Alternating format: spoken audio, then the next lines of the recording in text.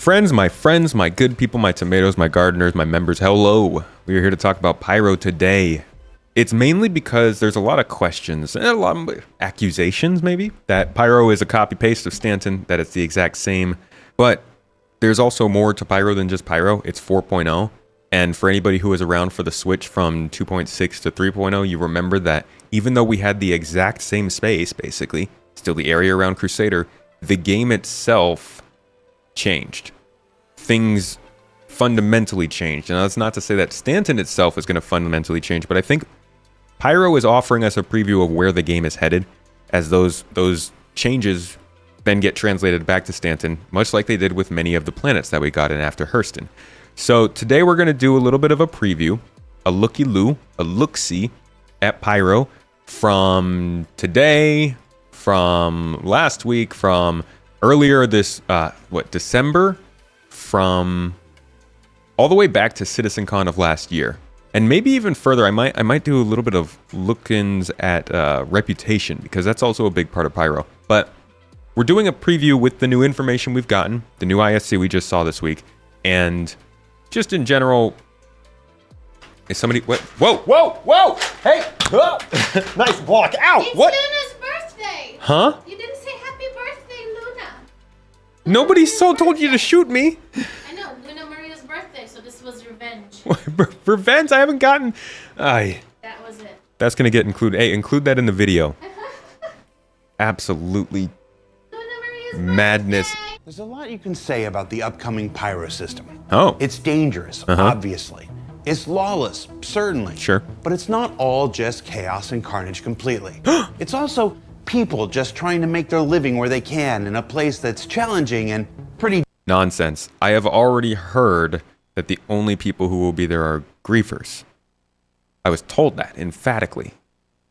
It is known. different from the adjacent Stanton system.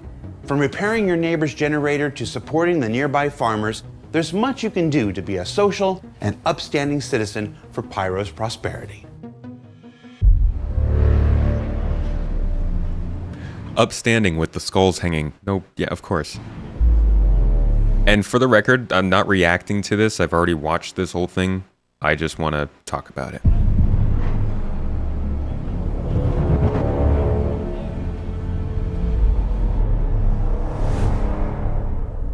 God, that looks nice.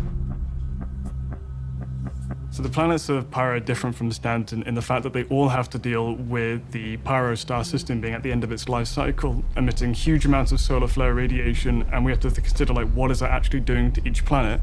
Naturally, Pyro 1, closest to the sun, is going to be the heaviest influence of the solar flare firing off. So how do those people live? But the people furthest away from the star on Pyro 6 are going to have the least amount of radiation, but it's also going to be super cold at the same time. How do those people live instead? They don't. In Stanton, you have... It's honestly, it's quite interesting that Pyro has such a heavy influence from the star itself, from the fact that it is a frontier system. Like, for the first two systems that they've done in this game, make no mistake, these are wild systems. Like, Stanton itself is crazy. Four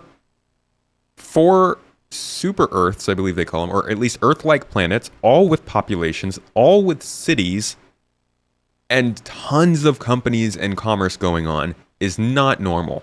Okay? Even, I mean, obviously in real life, we can't even do that in our own star system. But like in the overall Star Citizen universe, that's not normal. So then you go to the complete opposite of like Pyro, which is all frontier, super dangerous, with its star going crazy and with bunch of crime and like a kind of place that's all limited by the people who are there rather than a government or at least a corporation that's overseeing everything. That's also pretty wild. I think there's more of that in this game than there is of what we're getting, but Pyro is still pretty extreme in that sense. So it's going to be interesting to see if they do, as they bring in more star systems, 3, 4, 5, however many they can get to within the next 5 years, let's say. How many of those are going to have something as unique as what sets these systems apart? Because it's a ton of fun for them to introduce these systems with the ways that they work. But, you know, the Nyx system is just like there, you know? What's going to be the theme of them introducing that and being all excited about marketing it? It'll be cool to see, fun to see, maybe a bit annoying to see. Huge landing zones, which are very protected, very safe, lots of security. In Pyro, there's no such thing. You're very exposed to the danger. Everything is a lot more spread out. People aren't huddled into landing zones. They have the entirety of the system to roam across. Oh, There are no okay, we're a bit, central hold on. sources of My sound is all off. I don't know if that's messing up for you guys, but I'm going to boost it on the digital side so I can turn it down on my end. power in the Pyro star system. It's all decentralized, and each outpost has its own different Okay, that did not identity help. and what it means for you as a player as you go to these different places. Should you be aligned with one faction, you can visit these locations. All right, so that's important. This is something that we got a little bit confused on here. One of them is the jump point station that you arrive. Bigger and more involved than you would find in Stanton. The exteriors are very aggressive looking. They're very spiky. There's an almost fractal nature to it. The space stations are then like factions, so you can see like the factions and branding on top of some of the stations, and then you can see like, oh, if like rough and ready, you're gonna have problems. So The rough and ready game. from here, this is the only faction we heard about in this video, and I guess it was, you know, we probably should have assumed that they were just going to talk about them week over week, but they introduced Rough and Ready only when they were talking about the space stations, so it led some people to be a little bit like, okay, are they toning down how many factions actually have power in this system? But they're going to start to talk a little bit more in this episode about actual different factions, and they're not done. I don't think it's just going to be Citizens of Prosperity is what they named, Headhunters, Xenothreat, and Rough and Ready. There are still, I think, 2 more that are supposed to be in here that they haven't talked about, like, at all. They might be leaving them as a surprise. Maybe they'll talk about them more during this lead up to 4.0. But they're starting to lean more into the idea that people are actually going to be able to team up with factions and have some more reputation. That makes a pretty big difference in Pyro compared to Stanton. In Stanton, you could have factions with anybody and nobody really cares that much. Like, it's not like if I'm teamed up with Crusader, then our court people are going to shoot me down when they see me. Should you align with another faction, you can go to these other locations instead. You've got a lot more to do there. So instead of going down, Yeah, the Fire Rats is who you're thinking of. going away again, you can go down, do a mission, do another mission, do a third mission, and then go to another outpost on the same planet, do some missions there. Okay, that's the most important thing they've said all year, gameplay-wise. This is, like, how many people have talked to people and heard somebody say that, like, quantum travel is a time sink. Going places is a time sink. I hate how far I have to fly to do anything. This one statement about the fact that you can do multiple missions at an outpost is huge. That's just the beginning of being able to be like, okay, screw flying from planet to planet, screw flying out to the moon to do missions. If anything, this kind of makes it sound like you'll be able to get missions, maybe not physically at the outpost, but you'll at least be able to accept missions that are all taking place wholly in that outpost and the areas around it.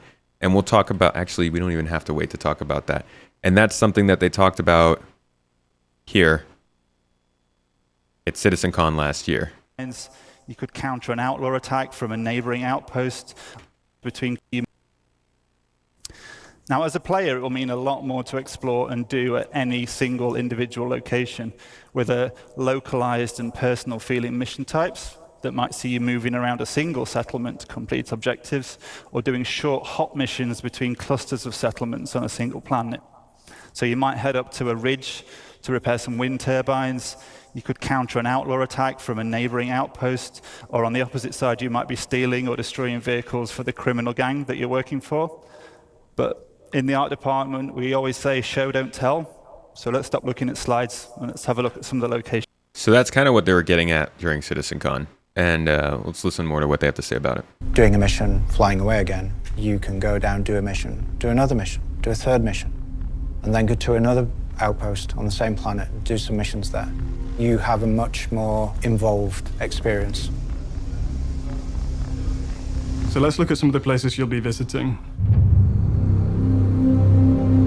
So farmsteads are a small slice of life within the Pyro star system to get you in. All right, this is exciting to see. The UI in these ships looks way more understandable with these new MFDs, and they've taken long enough to do them. You guys want to see the first time they showed us MFDs they wanted to rework?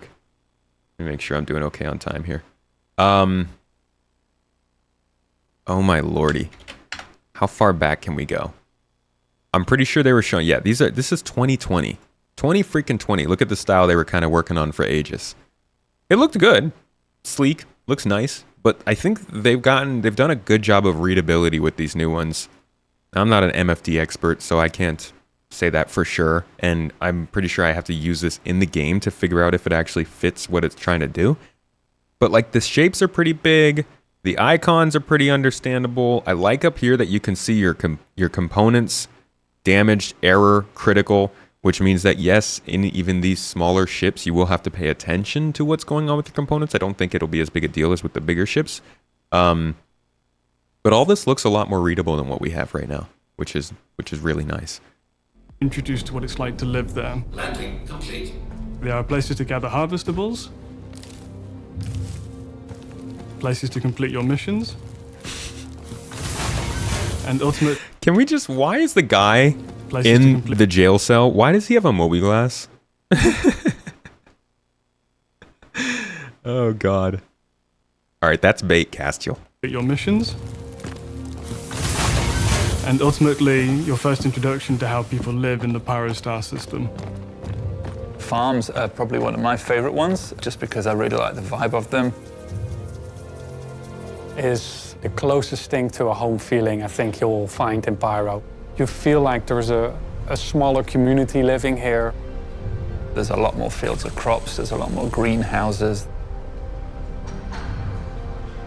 So they do have this stuff in the derelict outposts, we can see here. They worked on this stuff quite a bit they showed us this last year.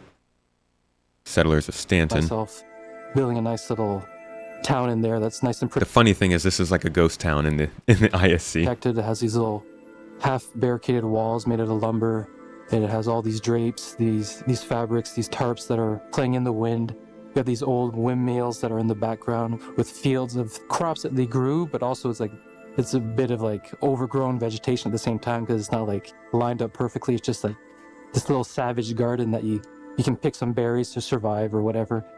You have these big. So farms aren't that much different from what we've seen in Stanton already. Grow stuff. You can also use these as harvestables. The player can go visit the greenhouses and just pick some things and add it to his inventory. But they definitely didn't tie these locations in with missions, which was something that they did get better at for a while, but they still have kind of dropped the ball on with some of their locations. We've got these like grub farm greenhouses, which are really cool as well.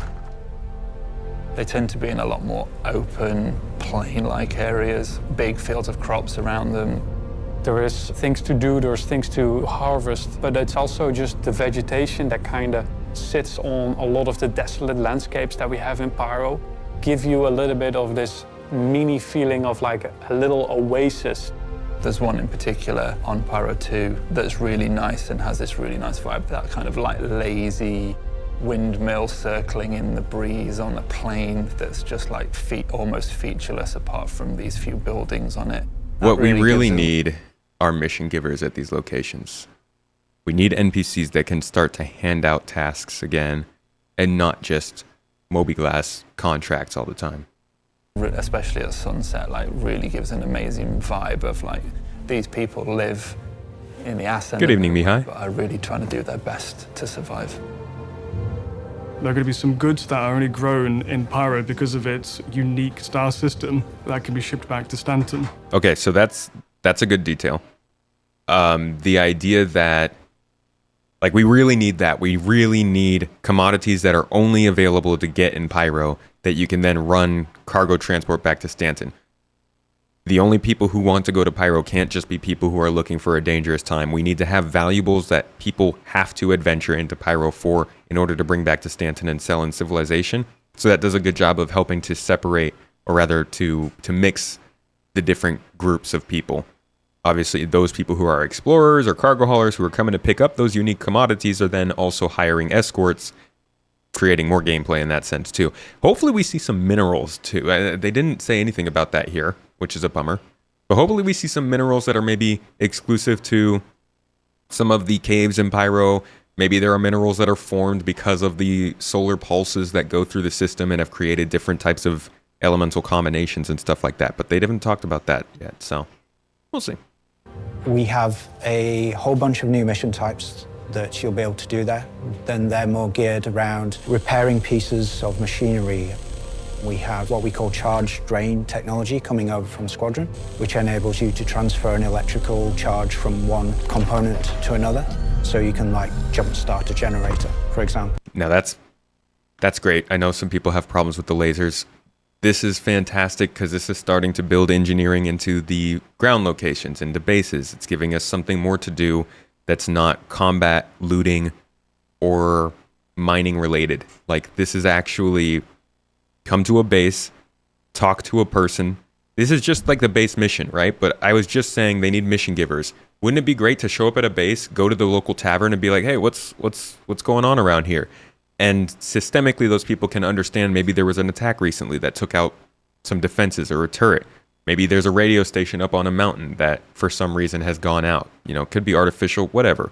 But they're able to dish out these little tasks that you can do down at a settlement instead of giving you some majestic, crazy mission like going off into another moon and killing a whole base full of people.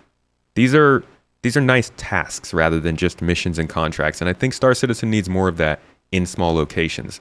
I hope that they bring this back to cities pretty soon. It's something that they showed us during this.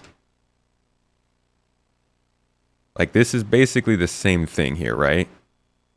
You're just hanging out in a city, and you're running a little repair mission inside of a city in a landing zone. You don't have to leave the city. You don't have to go anywhere else. You can just chill in the city and have some fun and do something that's a little bit different. Slow it down a little bit. Change the pace.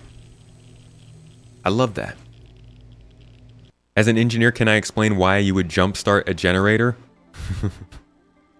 Because it's fun. I mean, I'll say this. During one of my projects, as a young engineer, I didn't know what the heck I was doing, but they told us to just pick a project to do over the summer. So I decided to try and make a Faraday cage. And technically I had to jumpstart that to make it work. Like, it wasn't like I just set it up and it worked. I had to get the magnet spinning inside the copper coils. So, you know, something like that. Totally mundane, totally boring, totally engineering. Engineering is more complicated than it needs to be, you know? Just kick it. Just kick the machine, it'll turn on. Suddenly feel like Pyro isn't going to be so desolate in Wild West, and the need for carriers and refueling ships still not going to be needed by players. Oh, I think we'll definitely need refueling ships. Because you still can't get refueling if... Oh, well, I don't know. Maybe they won't reputation restrict the refueling, but... I think we'll still need refueling ships. I hope we'll still need refueling ships. That is a good point, though. They originally said that we needed refueling for Pyro, right? Or at least that was one of the excuses they had. I think if we look up refuel... how do you spell refuel? And repair. Star Citizen. Man, I can't type today. And go back to their calling all devs. Find a guy in need. Find a guy that has run out of fuel, didn't check his fuel meter, and made a bit of a mistake. We are foreseeing this will be much more of a problem once Pyro kicks in, because... Okay, that's not a coincidence. I was looking into this a few days ago because I want to make a video about refueling in Pyro, but it's nice that the time was right there. They have kind of made it seem like it was supposed to be a bigger thing for here, and we haven't really seen any updates on fuel, so I see where you're coming from. Hopefully they still mix it up. What's up, Thaddeus? There's scope for much more gathering type of missions, like going out into the field, collecting crops. There's a big focus on non-combat at a place like a farm. Next, let's talk about scrapyards. Hey Diz, how you doing? Scrapyards are one of the few locations within the Pyro star system where you can actually service your ship that is not on space stations or LEOs. We'll have more scrap in a scrapyard, which makes a lot of sense, but we've got the towering cranes with derelict spaceships in there, the skeletons of spaceships being pulled apart. And we can see that there is a certain order to things where things get disassembled and moved around, and where your aircrafts are getting refueled and repaired. There will be little shops as well to kind of get you on the way for your journey.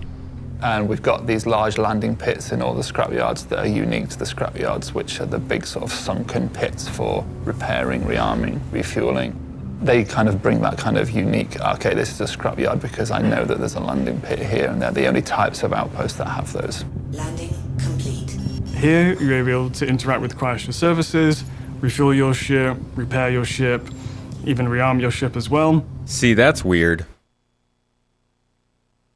I know it's not super high priority, but to set Pyro apart, I really feel like, not just Pyro, places that aren't on the beaten path, that aren't associated with CryAstro or with a government entity, I feel like you should have a different way of getting the fuel and stuff. At the very least, you should have to go over to like some kiosk and select this stuff. Getting it from your mobiGlas makes it feel pretty high tech for what they're trying to make it look like it is. I know, it's the 2900s, but let's get a little world building, huh? In addition to servicing your ship, you can also service the scrapyard itself. You've got to use your charge and drain tools to be able to repair pipes, repair canisters, any faults in machinery, etc. It's very much about taking things apart and organizing them and shipping them off again. But unlike the landing zones within the Stanton system, there is no air traffic controller. There is nobody to filter out where you can go. At least there's that. You choose a parking space, you land there, you service your ship, and you must fly out. That sounds like chaos, that you just land there. How many people are just going to leave their ships in this space, and then you're going to have to like find a way to tractor beam it out of the way? Oh, that sounds like it's going to be rough, actually. The new mission type that we have is salvaging, but in first person. So you don't need to be in a ship. It will be something that you can do on foot. So salvaging all the various panels which have turned up at the scrapyards in order to process them. Another piece of non-combat gameplay at scrapyards might be repairing machinery. We have a system which uses the resource network and engages it in missions. So you will be able to, for example, if there's a broken piece of machinery, you will be able to find a working piece of machinery, rip components and fuses and parts out of that, apply it to the broken one, and make that run instead. But I do wonder why that's not what they're using for the engineering missions that they're showing with the lasers. Like when you have to repair something, I hope that they're mixing and matching that, and it's not just like, oh, this is mission-based, and then this is more free play-based. It'd be nice to have to work physically with fuses in order to repair things around the base and not just like small components like this. Out of that, apply it to the broken one and make that run instead. But of course, you've broken the first machine by doing that. Without any landing zones in the Pyro star system, we're using scrapyards to be able to help service your ships so that you can navigate to other locations on the planet, as well as get back up into space as well. But the largest concentration of player activity is going to be happening at the trade posts. This is such a beautiful freaking scene. Going to be dealing with trade and commodity, organizing themselves between different. This looks kind of like the trade and commodity. Kind of like the frontier themed town in Starfield a little bit. Reminds me of that. Yeah. Organizing themselves between different groups in order to purchase different food, water, ship weapons, ship components, armor, grenades, med pens, whatever, you name it, it can be found and sold here. They focus quite heavily on hauling, delivery, and shuttling goods around. Trader posts are organized by several different factions within the Pyro star system. At these different locations, you might find different inventory, different perks, different goods. So if you're aligned with Citizens for Prosperity, you might visit locations such as Jackson Swamp on Pyro 2, or Conard View on Pyro 6.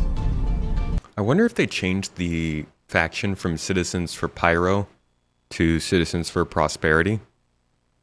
Wonder if that means they're changing the backstory of them, because they originally were kind of like not a great group.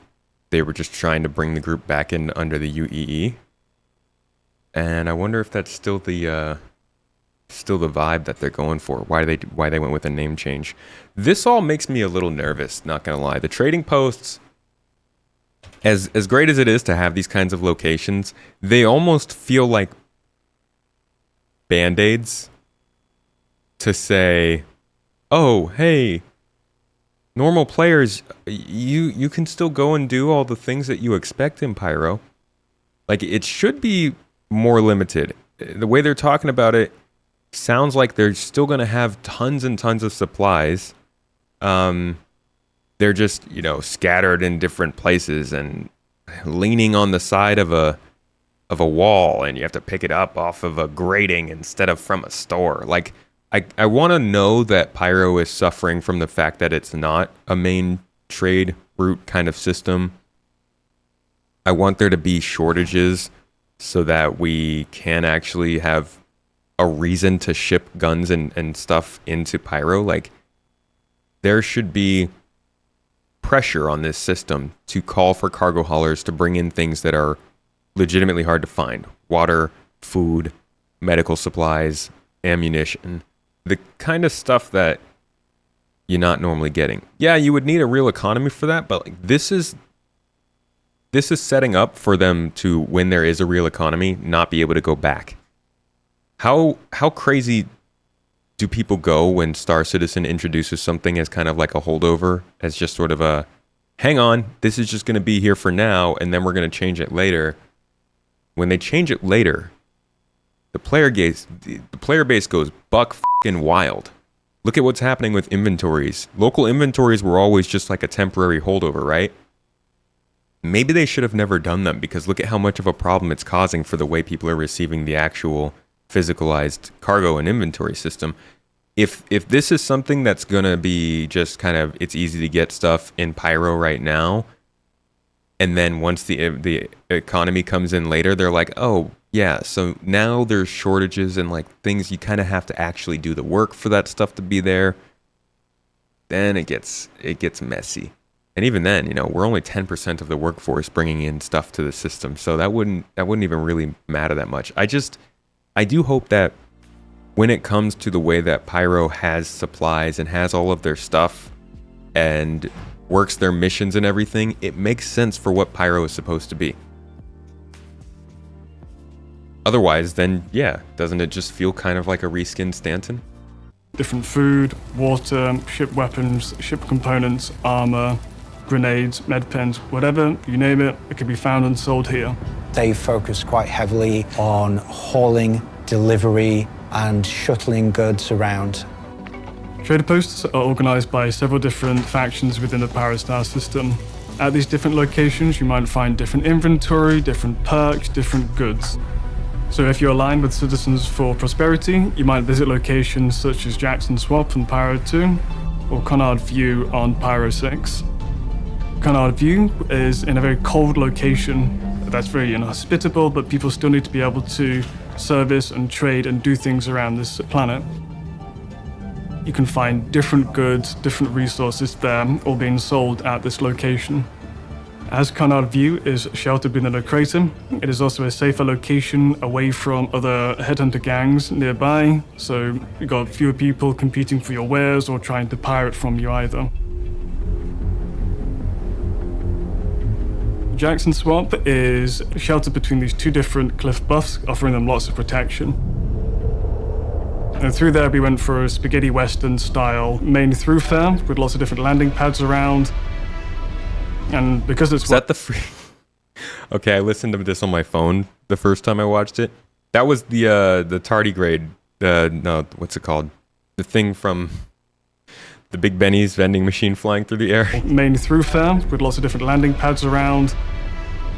And because it's well established, it's got some nice defensive measures so that it can't be immediately attacked by any rogue factions within Pyro. TARDIS. You see in Jackson Swamp, it's a hard environment that these people live in. It's not an easy living. Visually, it echoes like the rest of the sort of art style that we call the sort of frontier art style. If we look at the buildings, we see that there's a lot of stucco elements, there's a lot of makeshift little knickknacks that people have. I'll say this, the outposts in this system are so far beyond what we have in Stanton. It's not even funny. The Stanton outposts look so outdated now. I mean, we always knew that they were pretty temporary, but yikes. These are like full-on towns and settlements compared to what we have in Stanton. People are living there, it's very makeshift. Rooms were built to have a certain purpose, but have lost that purpose many years ago. There's still that sort of decorative, artisanal, craftsman-like elements in there as well, with the rough weave rugs and things like that. So we're trying to really like push that homesteading vibe, in complete opposition to things like the space stations and, you know, Microtech, which up to now has been this very corporate, lots of metal, lots of angles, lots of edges, lots of sci-fi. This is supposed to soften off all those corners. You as a player can land whatever size ship you have, purchase whatever size ship components and ship weapons you might want to have. You can visit the local warehouse or order any potential things that you might need to have, commodities, food, etc. Where anybody needs to be able to get something, purchase it, collect it. This is where all the players are going to be collecting. But maybe you align yourself with headhunters and you visit locations like Gone of Steel and Golden Riviera. Gone of Steel is a smaller outlaw trade post perched in Pyro 4's massive crater. It's there. Nothing interactive. They just talked about interactive stuff at these outposts. What you talking about? It's literally these missions. Squadron, which enables you to transfer an electrical charge from one component to another. That's fairly interactive. The sci-fi, this is supposed to soften off all those corners. You as a player can land whatever size ship you have, purchase whatever size ship components and ship any potential, get something. But maybe you align yourself with headhunters and you visit locations like Gone of Steel and Golden Riviera. Gone of Steel is a smaller outlaw trade post perched in Pyro 4's massive crater. It's there as a stopgap between Pyro 3 and somebody typing in the background. Pyro 6, because there is not much landmass around Pyro 5. Pyro 5 is a gas giant. And yet okay. Aren't there like 6 moons around Pyro 5? Am I having a little brain fart?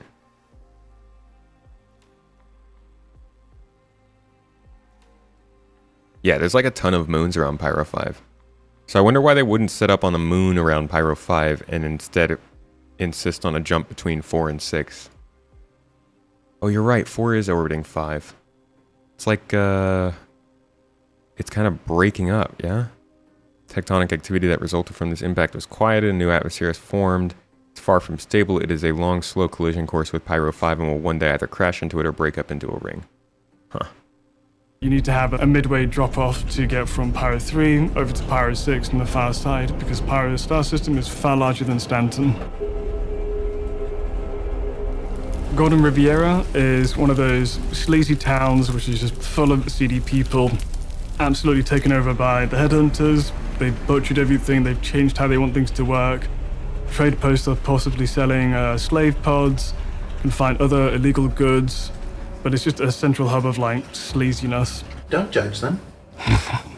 It is still built out of this minimal things that are laying around. It's very a hodgepodge of different things that come together. What makes Golden Riviera different is that now a tornado just went through the entire place. It is absolute chaos. Bits and bobs are laying around, things have rusted, and you will find mattresses of where people have been sleeping in the weirdest corners. We can see that the people that have been living in the space have really outlived this location a little bit. The idea is... It's going to be hard for them to deal with the age of these systems. Pyro is like hundreds of years old. So everything should look old, you know? But then there's upkeep to be had. So it's like, why did these people not update their space, but the other factions did? Is that these are once prosperous outposts that have since been like basically home invaded by the bad guys and taken over completely. So we use a lot of like more like fire and lots of spiked kind of like cladding and rusty metal elements just to give that kind of, I hesitate to say Mad Max. Is that a hologram? Kind of more apocalyptic. Is that a hologram on top of that building? That oh yeah, I thought it was heat at first, but there's like a little hologram up there. kind of, I hesitate spiked kind of completely. So we use a lot of like more like fire and lots of spiked kind of like cladding and rusty metal elements just to give that kind of, I hesitate to say Mad Max, but kind of that more apocalyptic vibe, I suppose. Jackson Swap, even though it is very improvised, it has a certain structure underneath it. See, this compared to the outposts, I guess we have derelict outposts in Stanton now, which they started showing off last year. Like this. Like, but this is, even this is just not really as, I mean, I don't know, there's definitely a difference there. It's not as substantial. Yeah, this it's not actual structures or anything. It's just kind of thrown together. It still feels like just a little side location. You got some structure to it. Greenhouses. We can have like hostile, and we can have also just social settlements now with a lot more assets to play with. My favorite settlement or outpost that we've created so far. Like this is cool, and these are a good addition to Stanton. They man, you really need just more of the engineering and gameplay and stuff to be included in here. But compared to this is like an actual town. And I hope that they can have enough NPCs in this place. I hope server meshing allows them to have enough NPCs actually doing stuff around these locations to make them feel like a real populated town. And Golden Riviera, this structure is nearly gone. It is really chaos, anarchy that this place really embodies. This dude looks out of freaking place. Jesus, man. Coming to our locations should feel like they are encountering a whole new frontier where people feel a little bit on edge and they're curious about you, but they're also hesitant to meet you at the same time. There is no law, there is no jurisdiction, there is no protection. Oh, is it? Was that Jared's character model? Oh yeah, I could see it. Okay. At the same time, there is no law, there is no jurisdiction, there is no protection. There is just you and people trying to get by and live their lives. So, what did we learn this week? Something's glitching out over here in the background. So, what did we learn this week? Well, hopefully that there's a whole lot more to Pyro than just being a jerk and destroying everything you see and touch. That while all the systemic gameplay systems of Stanton can be found there, Pyro arrives with a few new ones of its own. And that at launch, there are two primary factions that currently dominate much of Pyro's planetside. And your choice of allegiance... Okay, so that's not good. That means that they're still planning the other factions? Well, this is speculation. That makes it sound like they're still planning the other factions, but they're not ready yet, which... How? How are the fire rats not ready yet? That currently dominate much of Pyro's planetside. And your choice of allegiance will determine much about where you'll go and what you'll do with your time there. But that's good. That is good to hear, though. Hey, do these two factions ever fight? Well, I'd say come back in 2 weeks to see not only how much they don't like each other, but how they both have to contend with the ongoing presence of Xenothreat as their neighbors. For Inside Star Citizen, I'm Jared. I hope that means supply shortages. I hope that means reasons for conflict between the groups. And yeah, so Fire Rat should definitely be a planet-side faction because they have some very particular beliefs about the surface of, I think, Pyro 2. or Pyro 3. So I would really want to know that there aren't just 2 planet-side factions in Pyro. But then he does also go on to say that players should be able to expect that your reputation is going to dictate where you go. So that's good. I mean, I hope that also counts for the salvage yards where you're getting refueled and repaired and stuff. I think that systems and services should be heavily restricted in Pyro. I don't want them to go around that. I really don't, because that's what creates, and I know it's a bit of a buzzword, but that's what creates the emergent gameplay. That's what means if it's hard as to get fuel in Pyro, that means that the people who have fuel get paid a ton more money to go and fuel people in Pyro. That means that we'll have more than just people who are trying to fight in Pyro. We'll have people who are trying to create spawn points for folks, people who are trying to create fuel for folks. We have people who are trying to deliver goods to folks. All those people get paid a lot more because it's more dangerous. Those people then getting paid more have more money to pay for escorts, creating a loop of gameplay. And if they skip over the fact that people still need other players or NPCs in ships to help them fuel and stuff, then we start to kind of lose the whole point of having a frontier system. So I hope that we hear more about that. I don't remember what the rest of their plans are for ISC. Anybody remember the schedule for ISC? I know Jared kind of leaked it. And the next one is about Ship Showdown.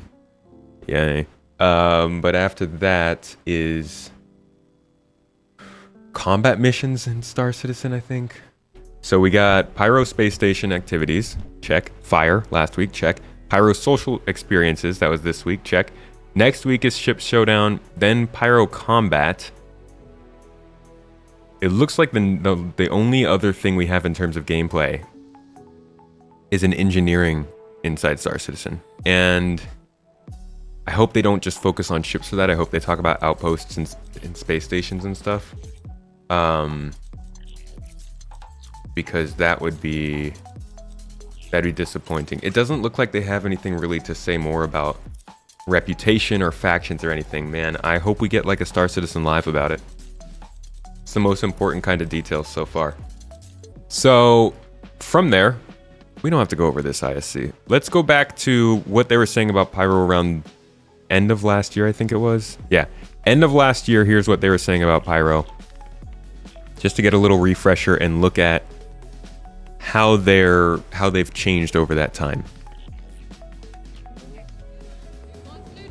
Hey, do you want some noodles? Come and enjoy some noodles. Who wants some noodles? These are the best noodles ever. That guy did not Come match and enjoy that voice. Some noodles. Who wants some noodles? Maybe. These are the best noodles ever. No one else has done noodles like Didn't this. look excited enough. Noodles. Best noodles around, right here. I don't want any more noodles for as long as I live. Thank you. That's very kind of you to ask. What's up with Pyro and noodles? Again. Noodles. And again. Who wants noodles? And again.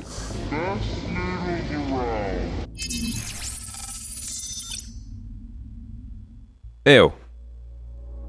Looked like noodles had gone through a dishwasher first.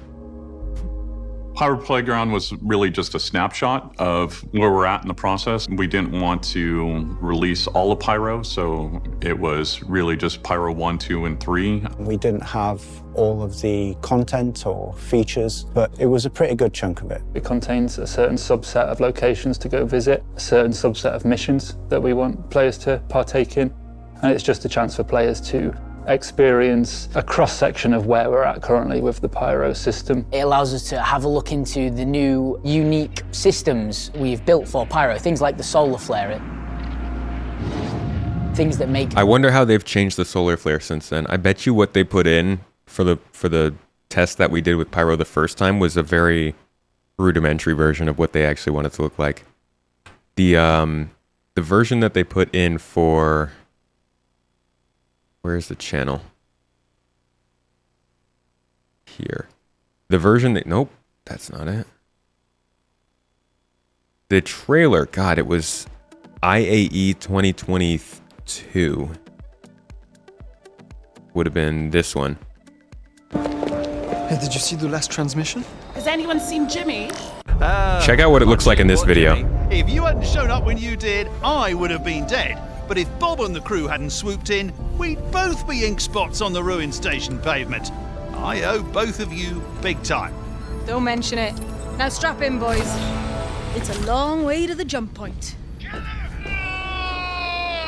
We need to get a crew out there. Like an Apollo rescue team? No, a camera crew. Ah, yeah, you're right. This is just the format change we need. Plenty of time, Jim, for you and I to riff on ideas for next season, huh? And we could hit a couple of my favourite pyro haunts on the way back. I could show you around, introduce you to some of the locals. Yeah, I still can't believe you managed to find Check this out. me by tracking my transmissions. Whoa! It's like a wave that kind of... Oh man, but they get a little crazy with the effects here with the clouds. It's more of a wave, whereas what they did in the Pyro Playground was kind of just like a blinding white light. And I'm wondering if they're gonna change that. Oh, it's not important to do. They don't have to do it. It's not gonna make or break the game. But clearly, since we saw Pyro last, they've changed a lot of stuff. So I'm thinking this probably has been updated a little bit as well. Pyro feel more unique to Stanton. Instead of us always showing players, we wanted players to be able to play it and see what we're seeing and test it out, and then also allow us to get one step closer to the actual release.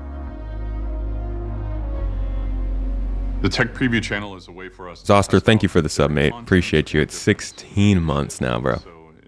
Much love. Hope you're enjoying the stream. Playing whatever is on live, plus this little snippet or shelf of content or feature that allows us to try it out and make sure that it works before we take it to larger audiences. A lot of times when we use just the PTU build, there's so many different layers of bugs and issues that we're trying to work through that a lot of times the feature that we're trying to highlight or to really get a lot of feedback on is behind all of these other things. So this allows us to test out just a very, very specific thing. When we put things on the Tech Preview channel, it'll never be permanent. It's really just a way for us to gather information. I wish they'd use the preview channel more too. And then from there, it will always be pulled down and then follow the proper pipeline, which would be going through PTU environment, then finally being released on live. When we've done demos in the past, there is a golden path, but with this, we wanted it to be like a golden sphere. If you wanted to do cargo or mining or salvaging or racing or piracy, whatever, there was something there for you. The Pyro Playground gave players an opportunity to get a feel for several planets, Pyro 1, 2, and 3. They do have lore names. Bloom, which is Pyro 3, and Monox, which is Pyro 2. And Pyro 1 itself doesn't have an official name because it's such a barren wasteland, so there's never really been any mining or industrial commercial enterprises on it. Pyro is a lawless system, so yet there are outposts on it. We've got some big differentiating factors, like Stanton should feel almost like a business park because of all the different corporations that it has there, versus Pyro should just feel completely lawless. I really enjoy that feeling that we are in a system that is completely different from Stanton. You feel less protected, you feel more vulnerable. It becomes much more about careful planning, but there's also that freedom there as well, so you're free of consequences for a lot of your actions. So it becomes more of a free-for-all playground, and I think as time moves on... See, I think that's saying things like that is where they've gotten it into people's head that it's actual free-for-all, and I'm glad they've started to talk more about the reputation that you can get with different factions to emphasize that it's not actually a free-for-all and there are consequences for your actions. But I don't know why they published things where they literally said there aren't consequences, because there are, and we all are aware of that now. Good day, Danny. How you doing? Paul, I hear what you're saying. I hear what you're saying, and I think it is a little bit... I would like to hear more about how the supply and trade works in this system, because talking about it from the sense that you can just get a whole bunch of stuff and buy things pretty easily is not filling us in on how the economy works and how supply and demand actually works in the system. You'll see certain people gravitate towards that and certain people move away from it.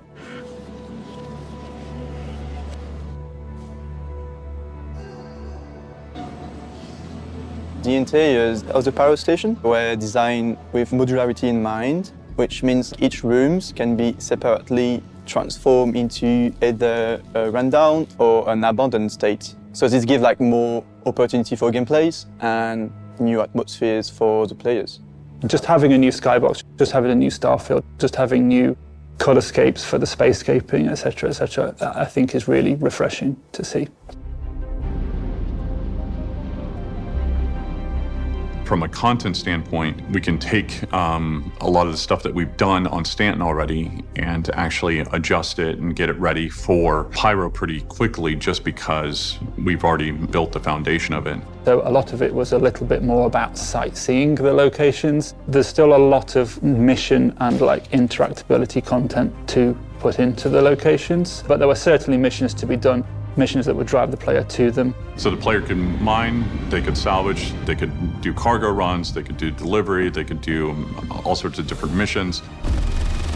Go and kill an Idris. You could go and do a bombing run on an outpost. There was a couple of new missions, such as destroy the fuel tank mission.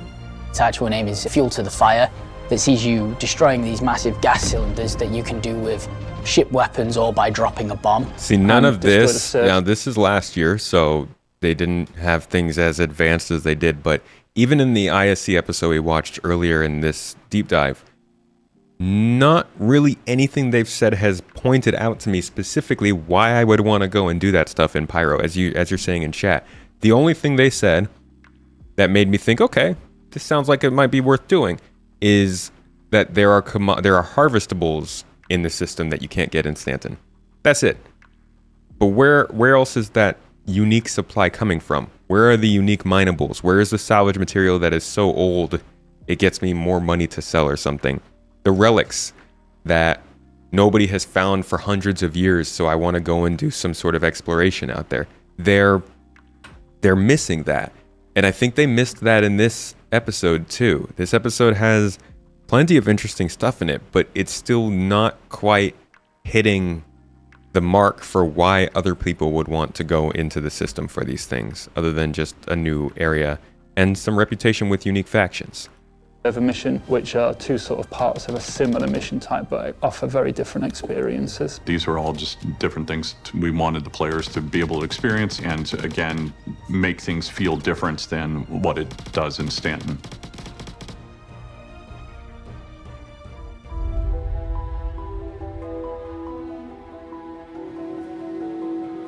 While I was involved in the development, you only get involved in certain aspects, so you don't see it all as a whole. So when we did internal playthroughs and I hopped on with some members of my team, we decided we was going to play one of the missions that we hadn't played. The mission was amazing, it was very atmospheric. The AI were reactive, we barely got out alive. And then we had this warning of a solar flare, and we didn't know what this was, so we was like, oh, this is cool. So we stood on the ground and stared at the sun, wondering what it was, because I believed and I had told my team that it was more of an EMP, completely forgetting that it's more of a deadly dose of radiation. When the solar flare happened, everybody on my team fell to the floor, instantly dying with an intense hit of radiation. And it was an amazing experience. It affects the players in various ways. We're hoping probably to do some changes to that with how it affects the AI as well, and how that will affect the player in general, what they have to do to protect themselves. The solar flare on the floor was tuned up a little bit more just because we wanted everybody to experience it at least once. In the future, we'll do adjustments so that it's not quite as annoying as it currently is. Yeah, I think there's more that they're going to do with that in between what we saw before and now. Hello, Elliot. Tempest, good to see you. Glad you enjoyed the content. Pyro. We basically taking consumables and props to the next level. As a team, Interactables took charge of creating all the new... Hey, senior citizen, never feel too easily entertained. All right, I'm very easily entertained as well. The things that I'm saying about this are trying to dive to the core of what this system is. I'm not exactly talking about how I'm going to receive it when it's out. I'm sure I'm going to be all around Pyro doing things, even if it's not worth the time. But from a gameplay standpoint, I'm also trying to be conscious of the macro reception of all of this, you know, of how this will shift the player base overall, not just my own interests and stuff like that. I don't know. I feel like they're stuck in this awkward place where they don't have enough gameplay to differentiate Pyro where it's supposed to be. And this is hopium, okay? I'm squarely in the hopium camp right now. I'm hoping that server meshing does allow them to focus more on bolstering the systems that let Pyro be different. That is, the NPCs and AI, the way they react and act around as their faction, as their reputations, the ability for them to actually create an economy with supply and demand, with items shortages, with commodity shortages. Like, there's a lot that should go into Pyro to make it feel more frontier. And so far, it feels like it's mainly art that's making it feel frontier. Definitely less space stations than Stanton, that's for sure, in a much bigger system. So we will be much more kind of lonely and limited from services. And that does make things interesting. But when you do get to those space stations or those outposts, it sounds like they're still going to be very able to supply you with the things that you need. So we'll have to see how the reputation you have interacts with that availability and how they do actually supply these locations past what they're just saying in like a 13-minute ISC. I understand they don't have a ton of time to explain it here, but I'm crossing my fingers that they have a Star Citizen Live that gets a little bit more into what the actual economic and commodity and supply state of Pyro is past what they've said so far. So what happens going forward is that we'll continue to harden and continue to get ready for the actual real release of Pyro and get all of the content in and make sure that it's working with all of the different AI aspects or systems that are coming online and do more tuning passes. And then there's the actual technical aspects of getting server meshing ready and in order to make sure that it's the best experience when we actually do the full release of 4.0. A lot of the things that we know we still have to work on is performance, particularly optimization and performance for the locations. There's a lot of content streaming in and out all at once, particularly at ship speeds when you fly super fast over an outpost. And we're really, really wanting to expand the AI experience within each outpost so that it's more of a fuller seeming. People are doing logical things in these outposts and it's not just lots of people wandering around. With Pyro being an unlawful system, a lot of people have been experiencing spawn camping, ganking, however you want to phrase it. It's not fun, but it is a part of being in an unlawful system. There are a few sort of key puzzle pieces we are missing to sort of have the intended experience there, which are, we need AI to be there and we need them to be reactive so they can see what you're doing and be able to help the players who are just trying to get out. Yeah. You also need reputation. Reputation really matters. You don't have the UEE doing any kind of patrols. If someone is sat there ganking people coming out, it get to the point where Rough and Ready are that sick in you, you're not allowed at their stations anymore. You're not allowed to refuel there, land there, rearm. You go anywhere near it and they will shoot you down. So that's the kind of details we need to hear more of right there. Gain and lose reputation with the gangs, and they own various locations. Are you going to be able to go to this station because you've destroyed an entire settlement where Rough and Ready work? You know, you kill this person. How's that going to affect your long-term reputation? What you do really impacts where you can go and people's response to you. These kind of things will not stop that gameplay, but will heavily discourage it.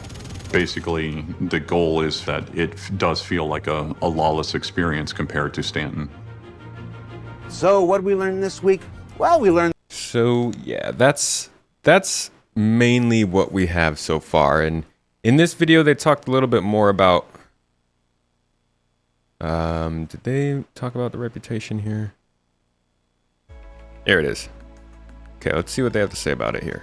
Just a little refresher.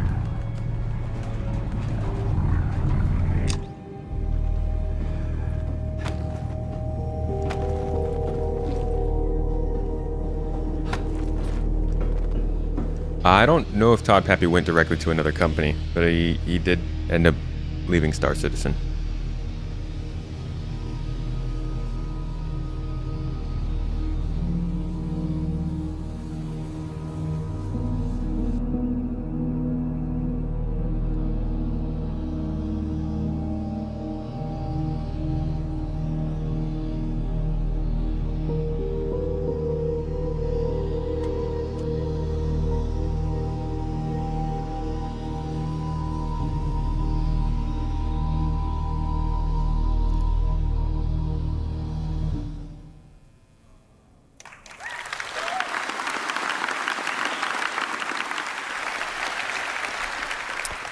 Khan touched on reputation earlier. Let's see how that is applied to the stations.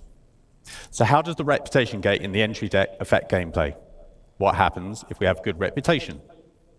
So if you had good reputation, you could go straight through.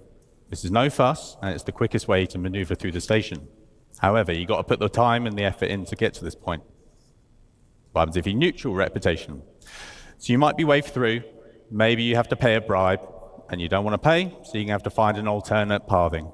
Or you're going to have to build up your reputation. If you have bad reputation, and for all you naughty ones out there, I know some of you exist, this applies to you. In short, you're going to have a tough time, but you have options.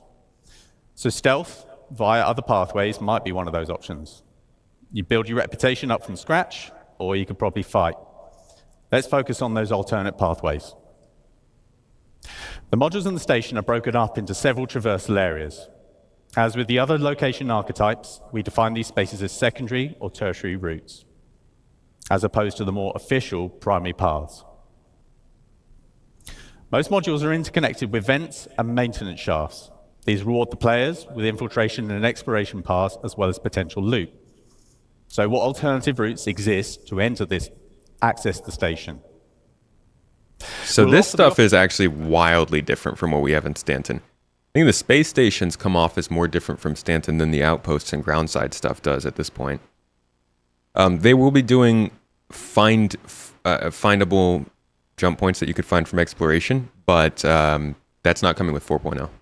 The station through multiple EVA points on the exterior. It gives you the choice on how to tackle missions and reputation issues. These alternative entries allow the player to circumvent the ATC loop completely. Useful for when your reputation with the owners would normally prevent you from going through more official ways.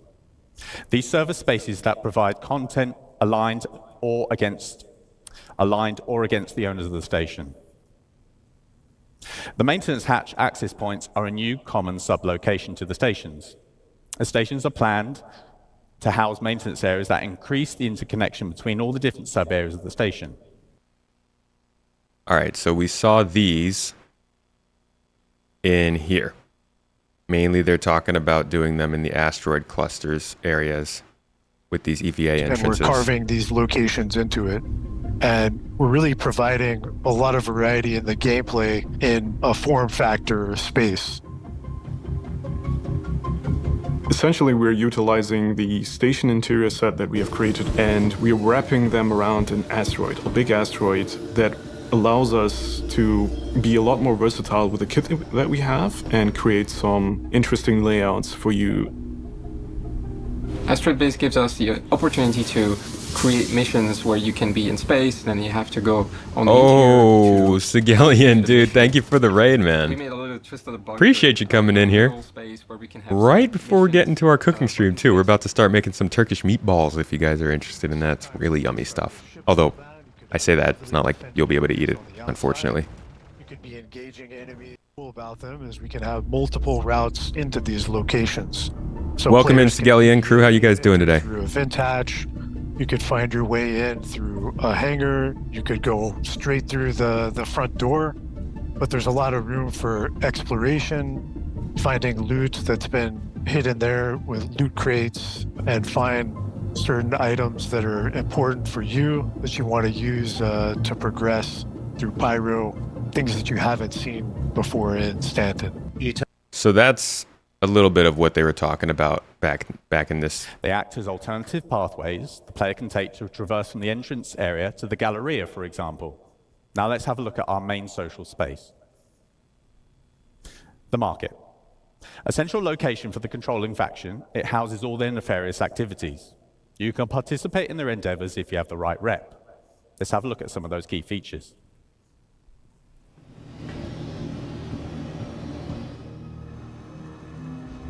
So we don't have any reputation linked access points in Stanton yet.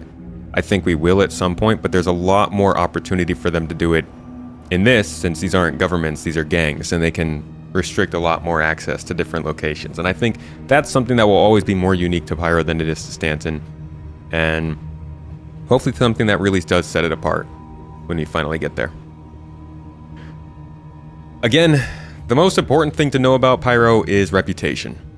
And they've been a little bit mum about it. I hope that we get a Star Citizen live about it. When we do, you know, we're going to dive real hard into that and talk about it a lot on one of these streams. But until then, we still have just a lot of questions to ask and things to wonder about how this is all going to work. But for me, folks, that is it for today. Like I said, it wasn't going to be a super long look at the at Pyro, but I hope you got a little bit more insight into what they have planned for it and what they're doing.